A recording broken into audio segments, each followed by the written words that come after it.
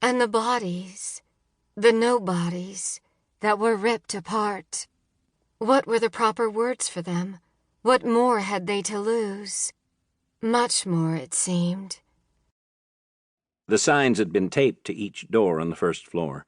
Some rabble-ramble about there being a smoker on the floor, smoking being against condo rules, which had the effect of law, smoke endangering children, cops being called next time smoke was detected, blah, blah, blah. Jacob couldn't be bothered to read all 5 paragraphs. It was 3:30 in the morning.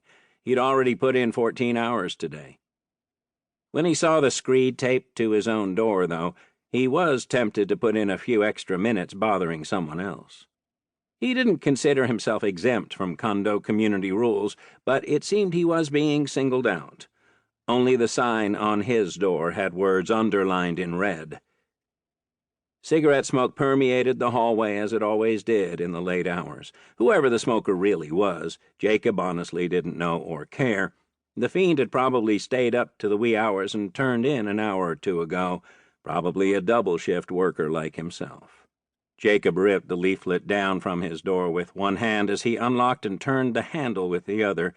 Sheila knew not to raise too much of a fuss at this hour. Like Jacob, she was a respectful tenant.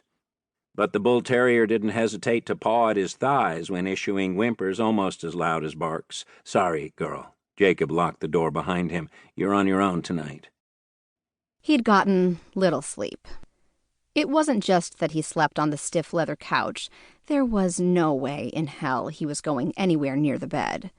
But he couldn't stop thinking about potential culprits. Who were his enemies?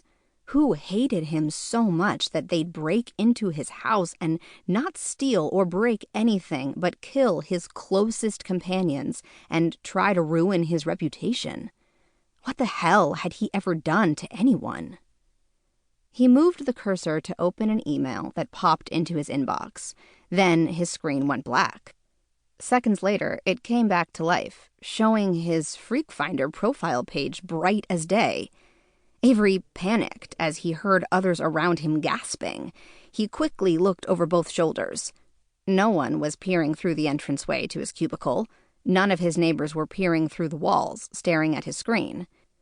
Middle manager status notwithstanding, he and everyone else who did work of middling relevance sat within the labyrinth of cubicles that covered most of the football field-sized floor. Only the top dogs got the offices lining the walls, while the lower levels got a seat on the long tables in the center of the room. But no one remained hidden. Jaded souls we all are.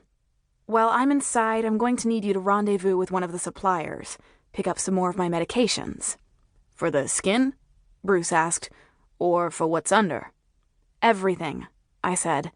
I don't ever want to be in short supply of anything. Make your connection, then get the car ready. And double-check the traffic reports. My interview's at 10. I want to be at least 15 minutes early. Bruce left the room. I opened the briefcase. 13 copies of Jacqueline May's resume, 5 copies of each letter of professional recommendation, 3 blue pens, 2 black pens, and 1 red pen, a notepad and 2 thumb drives.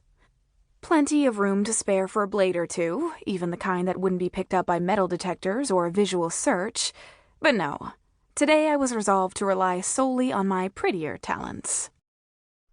50 years old and heavy-set, Lady Cat initially seemed promising. She'd agreed to meet him in her motel room on Saturday morning, 11 o'clock, roughly 2 hours before he'd have to head in for his shift. Neil performed his usual surveillance ahead of time. As a member of the agency's elite peacemakers, a special mission unit, he damn sure knew how to stay invisible while scouting territory, ensuring it was safe to enter. He'd perfected that skill, at least. Good thing the Heartland Security Agency was interested in hiring peacemakers rather than lovemakers. Lady Cat was big but voluptuous, a pleasing smile and gorgeous eyes that seemed to shift back and forth between green and blue, both relaxed and aroused him. The body rub he'd explicitly come for went well enough, even if her palms felt like she'd been laying brick with her bare hands.